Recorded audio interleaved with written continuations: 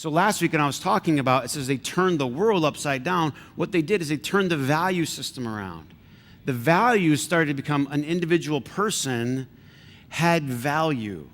And it didn't matter what their label was. The other day, I had to fill out some forms for the government to get my driver's license renewed. And on the form, they wanted to know, what am I? And I think there were 4 options. And I never thought, when I was young, I never thought about it. I just checked the white box, But I looked at them, and it just seemed so limiting to me. I just had this moment where I just stopped there, and I just go, that's it? That's all I am is white? I can't get anything else? Now, think for a minute. Who here has taken the... like 23andMe or one of these DNA tests? Just put your hand up. I'm just curious. Okay, so let's say maybe 5% of us, all right, have taken. This is what everyone that I've talked, I need to take it, but everyone that I've talked to has told me this, some version of this. I'm different than I thought I was. In other words, my family told me we were this, and I always believed we were this because all I could go on was what my family said, but now my DNA says I'm 1% this, I'm 3% this. And the more they get it figured out, here's the thing that we realize, none of us are really anything. Or all of us are a bunch of something. May I say it differently? None of us are pure. This is important to think about because when you're young and you're growing up, we're easier with categories like this is what these people are, this is what these people are, we're Jewish, we're Catholic, we're Irish, we're this. And everybody had some kind of a clear category.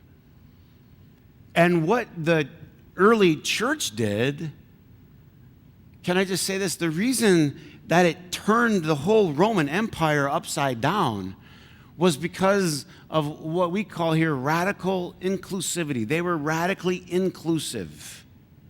And you couldn't find that anywhere else. You couldn't just go to a place and just be welcomed as family. But this was a place where slaves could come in and have the same stature. This was radical. And so women could come in. Now, let's be very honest about a few things. It didn't just happen. They didn't just snap their fingers and everybody went, okay, everybody's the same. That's really not how us humans work. Think, even when God's Spirit's working in us, we're a little messy. We're slow on the uptake. May I? Okay. Acts chapter 10. Peter, really slow on the uptake. But he has this vision. And I'm going to read a little bit from Acts chapter 10. It says, about noon, they're on their way, approaching the city. Peter went up on the roof to pray. He became hungry and wanted something to eat. While the meal was being prepared, he fell into a trance. So last week we talked a lot about having vision, and we're going to continue this theme a little bit.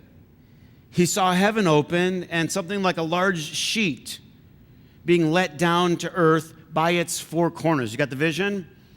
This big sheet of some sort lowering down.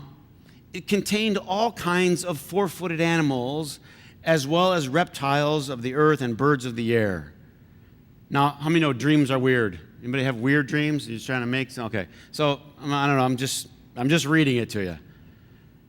Then the voice told him, "Get up, Peter, kill and eat." Peter's reply, "Surely not." Or another translation says, "Never, never." A voice spoke to him a second time. Now there's a second time he gets this voice. "Do not call anything impure that God has made clean." The ways the systems worked is these people are out because they're impure. Impure. Remember what I just got done saying? None of us are pure. But what we like to think is we like to think we're pure, or our group is pure, and others are not. And he says God has made them clean. So don't call them impure. This happened 3 times. And then immediately it was taken, you know how these dreams are. It's gone. Peter is wondering about the meaning of the vision. Anybody wake up in the morning and try to sort it all out, that dream? What the world was that about? So he's sitting there, he's wondering, and he says, there were men sent from a man named Cornelius. Now, Cornelius is an Italian, he's a Gentile, and he sends some guys, and they find out where Simon's house was, and they call up asking if Peter was there. Peter's still thinking about this vision. There's people downstairs asking for him. And then he hears the Spirit say, Simon, 3 men are looking for you. Go downstairs and do not hesitate to go with them, for I have sent them. So this guy named Cornelius has sent them, but in his vision, he kind of hears this sense, this voice that God's saying, I sent them. How many of you know sometimes God's behind the other things that are happening in your life? Right? Cornelius sent them, but God says, I sent them. Are you getting it? There are things that come across your path that you think, oh, this was sent to here by General Motors, but it was sent by God. Some things that you like, maybe at the time some things you didn't like. Hang in there.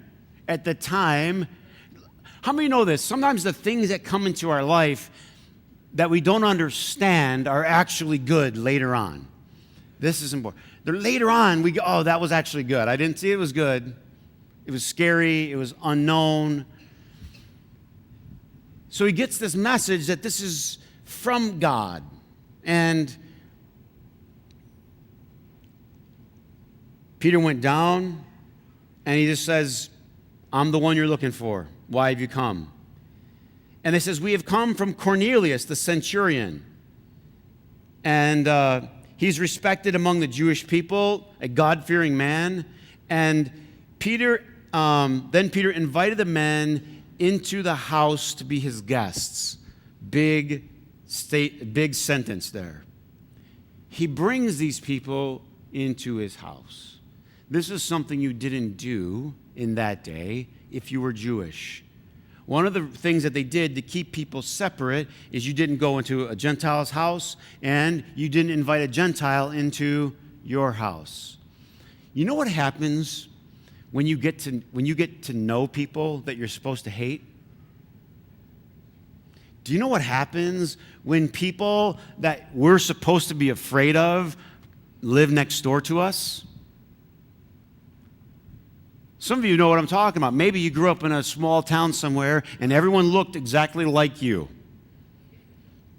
And that's all you saw were people that looked like you and went to the same kind of church that you did. And then let's say you moved to a cosmopolitan city of some sort. And all of a sudden, you met somebody that you all your life were told, I'm supposed to not like these kinds of people. I'm supposed to be scared of them. They're supposed to be bad. And then you got to know them and you realize, wait a minute, these people are just like us. In fact, this person's nicer than a lot of people that go to my church. All of a sudden, this is what's important. It's the proximity, it's a coming together where the wall starts to come down.